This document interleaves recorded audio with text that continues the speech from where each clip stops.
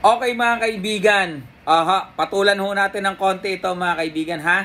Dahil nga po wala na namang promoter si John Riel Casimero, balik na naman po ang mga kampo niya sa fake news. Kawawa naman. Actually hindi ko to alam, si Sershan pa yung nagsabi sa akin.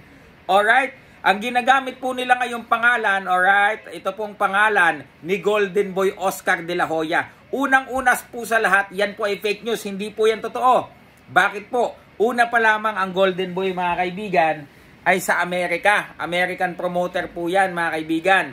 Pangalawa po, si John Riel Casimero, para po sa mga hindi nakakaalam, yung ibang bandwagon at ngayon lang po nakakaalam ng istorya mga kaibigan, 2022 pa po na-revoke ang US visa ni John Riel Casimero dahil sa kanyang pag-awol sa MP, sa TGB at sa PBC.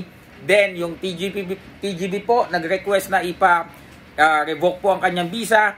Kaya po mga kaibigan, ang kanya pong US visa ay maaari siya uling mag-apply, mag-try na mag-apply pagkatapos po ng 10 taon.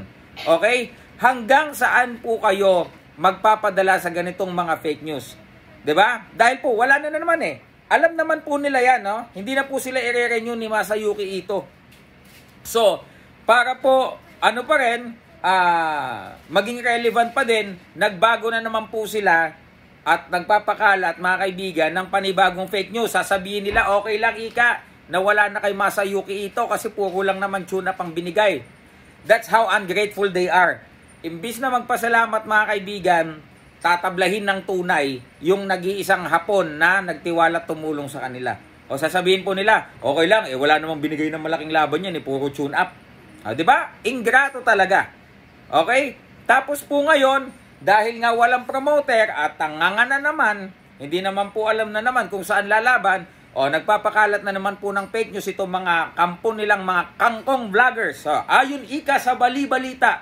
Okay, bilang mga boxing fans, sabihin nyo po sa mga kangkong vloggers na yan, sabi nyo po ayon sa bali-balita, sino pong source nyo? Pwede po ba kayo magpakita o magpangalan ng source? Pakitaan nyo nga kami ng dokumento. Pag wala pong napakita, fake news po yan. Diba ho? Pag sinabi, hindi, sabi ni Kuya Lods sabi ni Jason pag wala pong napakita si Jason o kahit na sino sa mga kangkong vloggers, ibig pong sabihin, fake news po yan mga kaibigan. Okay?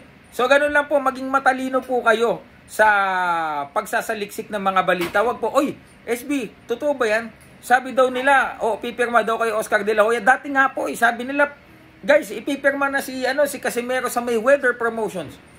Paano ka makakapirma sa Mayweather Promotions? Wala kang US visa. Revoke nga yung US visa mo. 'Di ba? After 10 years ka pa pwedeng mag-try uli. Kaya itigil nyo na ang panloloko sa mga tao, pakiusap lang. 'Di ba? Maawa kayo sa mga lehitimong boxing fan at maawa kayo sa yung mga tito-tito natin, mga lolo-lola, tatay-nanay natin na nanonood lang tapos mapi-fake news ninyo. Kayo din na mga kangkong vloggers, mahiya naman kayo sa apog, lalakas ng apog nyo, mahiya kayo sa mga balat ninyo, ha? Tigil-tigilan nyo na yung pagpapakalat ng fake news. Okay, kawawa yung mga naluloko nyong mga boxing fans. Ako po, Silver Voice TV. Comment down below, mga kaibigan.